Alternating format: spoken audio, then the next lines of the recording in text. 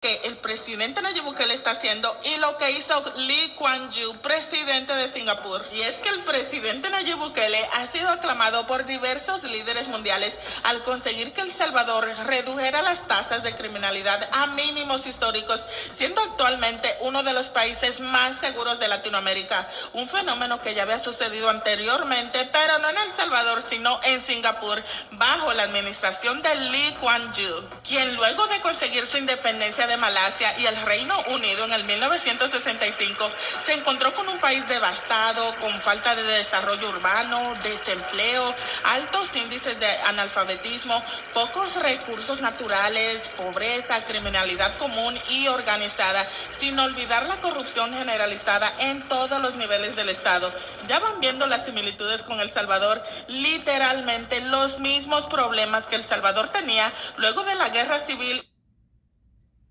de paz. Pues este señor de Singapur, que había llegado a gobernar para mejorar su país, combatió la corrupción con pena de muerte y agarró a todos los malandros del país y los metió en una cárcel donde pasaron toda su vida guardados. También endureció las penas para todos los delitos y tenía una política de cero tolerancia con el tráfico o la posesión de estupefacientes. Pues luego de haber limpiado el gobierno de corruptos y el país de criminales, su popularidad se disparó por los cielos, ya que los ciudadanos honrados eran más. Y es que la fórmula que el presidente Nayib Bukele está utilizando en El Salvador se podría parecer una copia de la fórmula utilizada en Singapur, pero en realidad lo que pasó en el país asiático es solo un efecto del uso del sentido común. Sentido que al parecer le hace falta a muchos políticos, quienes en lugar de procesar a los criminales los andan consintiendo, quienes en lugar de erradicar la corrupción los llaman perseguidos políticos, quienes en lugar de defender los derechos de las víctimas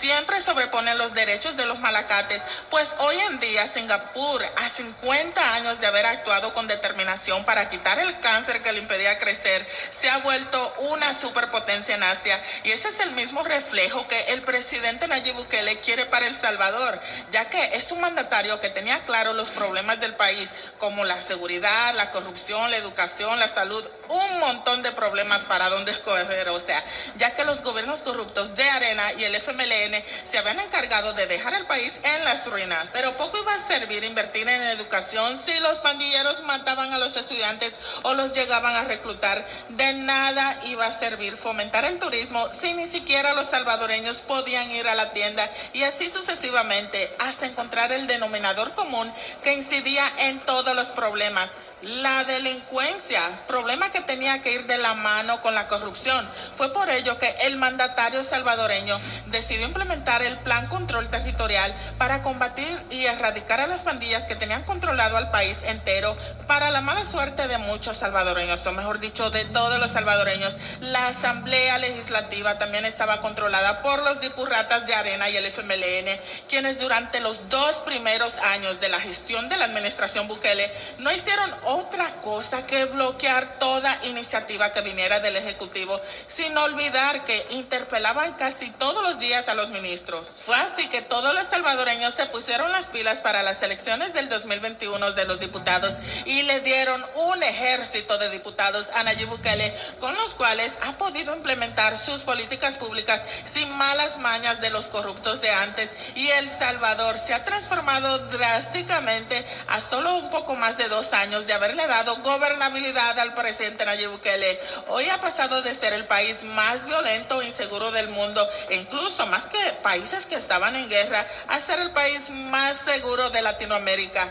Hoy los corruptos son procesados sin distinción alguna y no son tratados con sutileza, y hoy, luego de haber erradicado el cáncer de las pandillas y de la corrupción en El Salvador, es que las inversiones en otros rubros pueden mostrar sus frutos. Otro presidente que anda en las mismas vueltas de arreglar las cosas en su casa es Rodrigo Chávez, presidente actual de Costa Rica, país que era considerado la Suiza de Centroamérica, pero que debido a la mano débil con la que se trataban a los delincuentes, estos se tomaron el territorio, y en la actualidad el país centroamericano está reportando números históricos de homicidios. Y es que no hace mucho tiempo atrás el presidente Chávez arremetía contra Bukele diciendo que las políticas de seguridad que se implementaban en El Salvador eran inhumanas, pero el tiempo le volvió a dar la razón al presidente Nayib Bukele y hoy el presidente Tico está contra la espada y la pared, ya que todo su pueblo le pide que actúe y que detenga a los criminales. Pero para la mala suerte de los costarricenses, el país no tiene ejército y su policía estaba súper debilitada, o sea, literal, las mismas condiciones que padecía El Salvador antes de la llegada de Bukele. Pero bien, en una rueda de prensa, el mandatario costarricense reconoció los avances de El Salvador y lo puso como un referente regional, diciendo que hacer en Costa Rica lo que ha hecho El Salvador requeriría de gobernabilidad, la cual no se tiene porque sus parlamentarios no quieren aprobar leyes más duras y recursos para los cuerpos de seguridad. El Salvador, un referente de criminalidad, sí, en el sentido que pasó de ser uno de los lugares más peligrosos del mundo a un lugar sumamente seguro.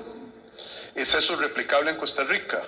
No, porque don Nayib Bukele tuvo elecciones a medio término de su primer mandato.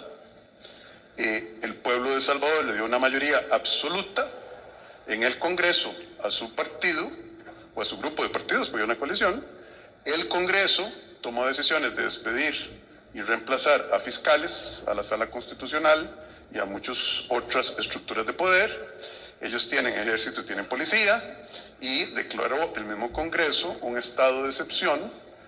Se aprobaron recursos rapidísimamente para grandes estructuras carcelarias y han recogido a quien ellos sospechan y entonces lo detienen. Los números son envidiables y que Dios los bendiga a los salvadoreños, qué dichosos. Yo tengo amigos salvadoreños y que me dicen, mira, hasta la casa más grande me hicieron. Le digo, ¿cómo? La casa más grande, Bukele, el señor presidente Bukele. Sí, claro, porque ahora los muchachos y muchachas, mis hijos, salen a caminar al parque en la noche y andan felices de la vida y me queda más espacio a mí en la casa. Entonces, en resumidas cuentas, los números son impresionantes. Dejamos a los ticos por un momento y nos vamos con los chinos, quienes gracias a un convenio de cooperación bilateral para la ejecución de proyectos de asistencia económica y técnico entre ambas naciones y fortalecido desde la visita del presidente Bukele a la República Popular de China en el 2019, es que hoy la nación asiática está realizando una donación de 10,000 toneladas de fertilizantes y 7,500 toneladas de trigo y arroz. Dicho donativo ingresará al país entre el último trimestre del 2023 y el primer trimestre del 2024. Déjenme decirles que la nación asiática no es la primera vez que realiza este tipo de donativos. Más bien, durante la administración de Sánchez Serén se recibió un donativo similar, pero para la mala suerte de los salvadoreños, los frentudos le cayeron sobre el arroz y se lo robaron absolutamente todo. El chino Flores, al darse cuenta de la noticia del donativo, salió en su sopa móvil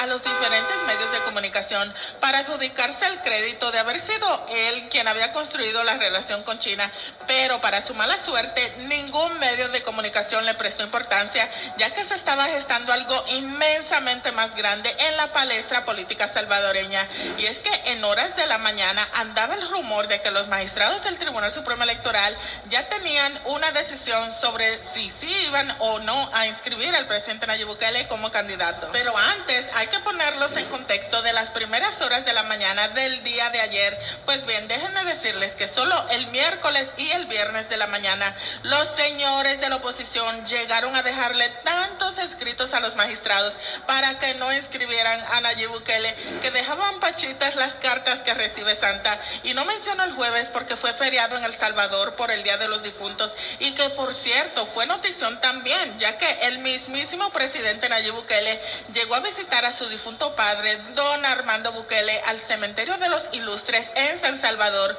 lugar en el cual se encontró con muchos ciudadanos que estaban felices de verlo.